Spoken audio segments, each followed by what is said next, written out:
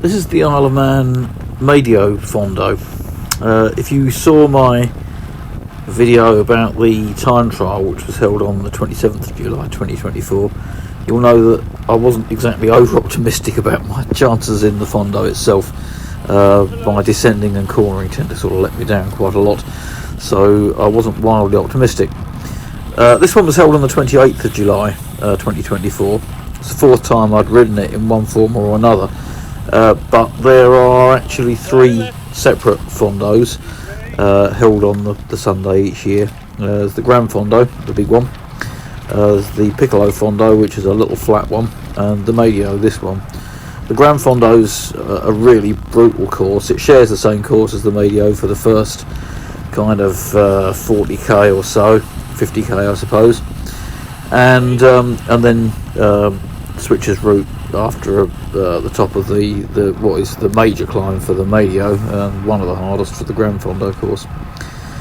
The UCI have changed their stance, and I think that's the reason for the changes this year, and they now basically say that if you're over the hill, over 60 like me, then you have to do a shorter event. And I know it caused a little bit of disquiet last year at the time of the World Championships in Glasgow, because some riders had travelled from the other side of the world basically to ride the full distance and then couldn't.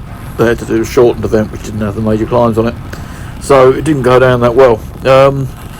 For me, I've got mixed views on it really. I quite like the shorter distance in a way. I think it probably favours me, at least in the Isle of Man event, if only because it reduces the amount of descending. So in a lot of ways it probably does me a favour, quite honestly. The Medio Fondo is only 70k as opposed to the 130k of the Grand Fondo, so it's significantly shorter, sub 2 hours. Nice event, nice course, very well balanced course, and it starts off with the section that you've been watching just now as the event rolls out from Ramsey. I missed the first 10 minutes or so actually, I didn't record that. A lot of it's neutralised anyway, but it heads out through Bride and then Derby, and that first bit is basically pretty flat. There are some lumps around Bride, and it does take those in. It makes an effort to not be completely flat, but by and large the first 30 kilometres is flat, and that's not to say that it's easy. The first bits are fairly twisty anyway. Heads across Derby Airfield, which is you can get some echelon riding there I suppose on the right sort of day, and then it heads through the Curragh. Now the Curraghs are a pretty astonishing area really. It's a wetland area. It's an amazing area for wildlife, quite extraordinary, and it also has fairly extraordinary roads, and the roads in the Curraghs are interesting to say the least.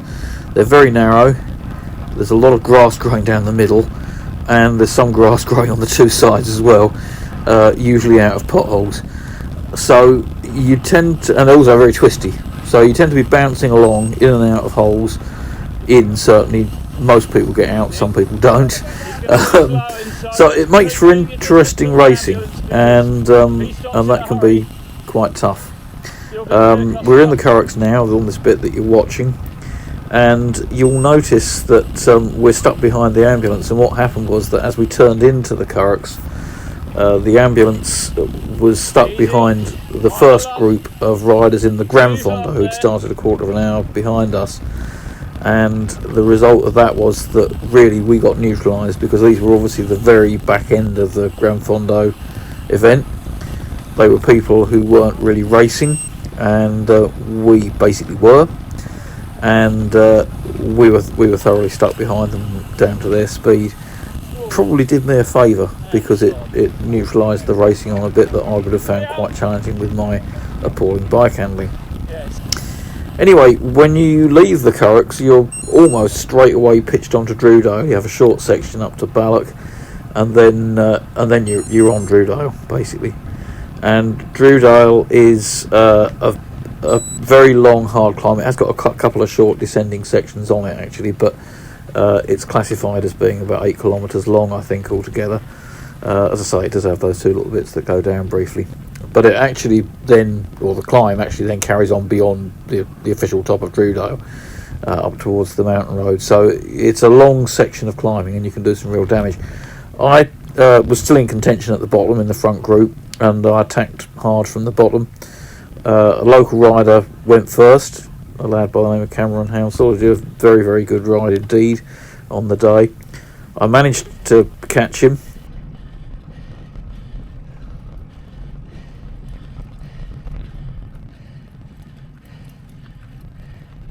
On your right. Keep it going. He then went past me again on one of the little descending bits. I went past him, he went past me, and we carried on like that. The other riders that you can see me going past on this climb are mostly riders from the Medio Fondo. They started a quarter of an hour ahead of us, and so catching them through the climb. The exception to that is Zach Jones, who was another very young rider from the Isle of Man, who also put in a great ride, and that was actually third rider to finish. Hiya, front of the Medio. No, I'm on the number one.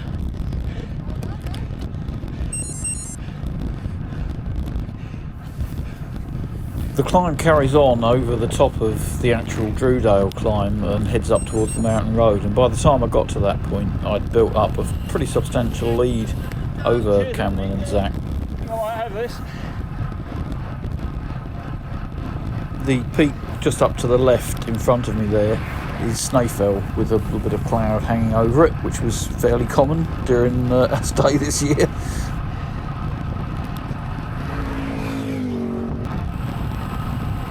Once you've left Drewell, you then hit the descent of Salthill, and as previously mentioned, I'm not a desperately good descender. During the descent, you get a smashing view of the Salthill plantation and also the Selby Reservoir over to the left there. I'm especially not a good descender when there are sheep that look as though they might get in my way.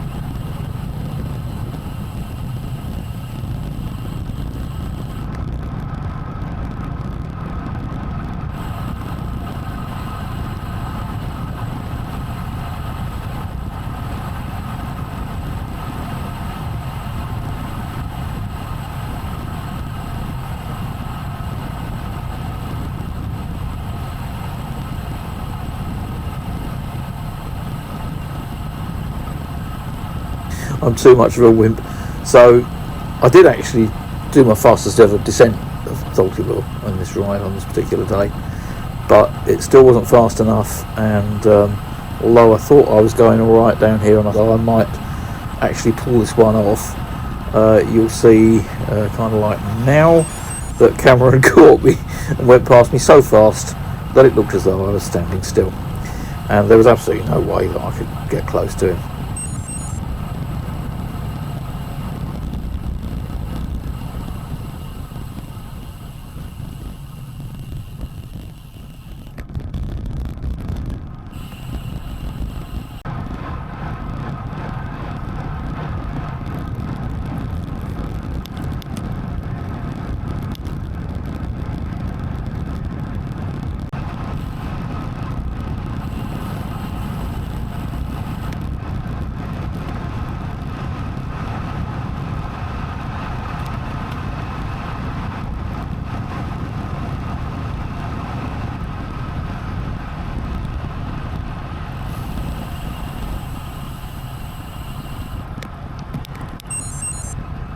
After the bottom of Salthill, you've got quite a long, basically flat section.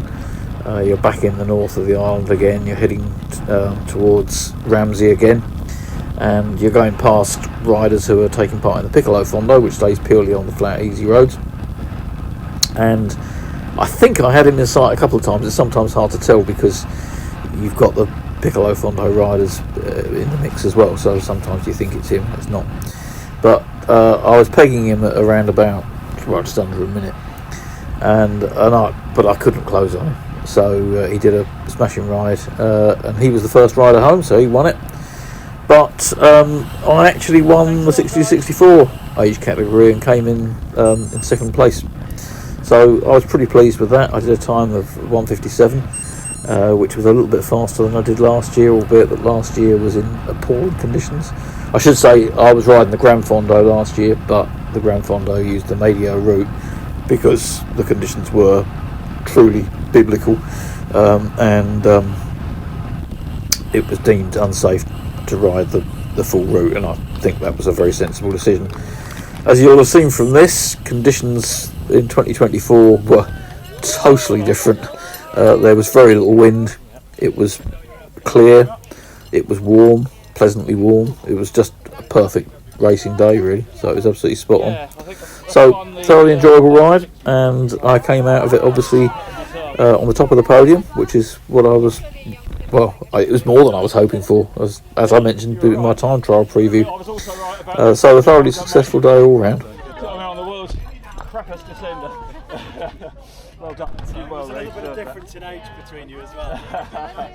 Yeah, there is. About 45, 50 years, I thought. There you go, mate. Yeah, thank you very much indeed. Well ridden. Thanks.